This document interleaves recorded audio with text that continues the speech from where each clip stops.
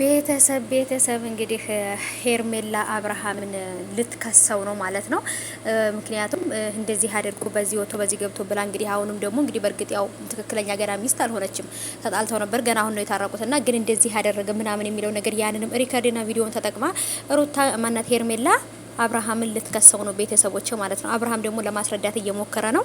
አላገባኋትም ሚስቴ አይደለችም ግን ደግሞ ፍቅረኛ የነበረች ምናምን ያልታሰበ ነገር ተፈጥሮ ነው ምናምን እያለ ለማስረዳት እየሞከረ ነበረ። ግን በነገራችን ላይ አብርሃም በየተጣላ ቁጥር እነሱ እየሄዱ የሚከሱት ነገር እኮ ነው ግራ የሚገባኝ። እኔ እኮ የምለው ደግሞ ክሱን የሚቀበሉት ራሱ እኮ የህግ አካል እነማን ናቸው እኮ ነው የምለው። ከነሱ ጋር አብረው የሚሰሩ ናቸው ወይስ ምንድን ናቸው ጋይሶች? ለማንኛውም ሰላም እንዴት ናችሁ? ልጆች ደህና ናችሁ ወይ? ከኔ ጋር ሁሉ ሰላም ነው። ሰላማችሁ ብዙ ትርፍ ይበል ይባላችሁ። ውድ ቤተሰቦች እንዴት ናችሁልኝ? ሁሉ ሰላም ከኔ ጋር አለው አልሐምዱሊላህ ረቢል ዓለሚን። እንዴት ናችሁልኝ? ከኔ ጋር አለሁኝ ውዶቼ።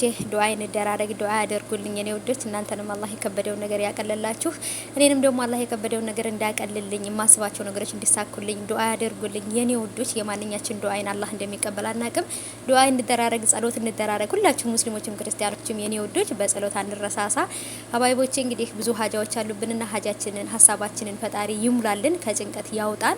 አባይቦቼ ያው በእርግጥ ሁላችንም ስናወራ ምን ስንል ጭንቀት የሌለብን እንመስላለንና ብዙ ሀጃዎች አሉብን እና ለኔም ዱአ አድርጉልኝ፣ እኔም ዱአ አረግላችኋለሁ፣ ጸሎት አረግላችኋለሁ፣ እናንተም እንደዛው።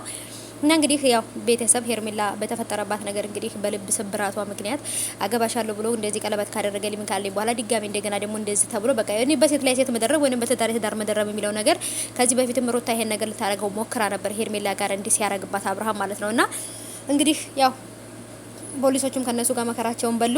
በእርግጥ ደግሞ እነሱም ራሱ የነሱ ተባባሪዎች ናቸው።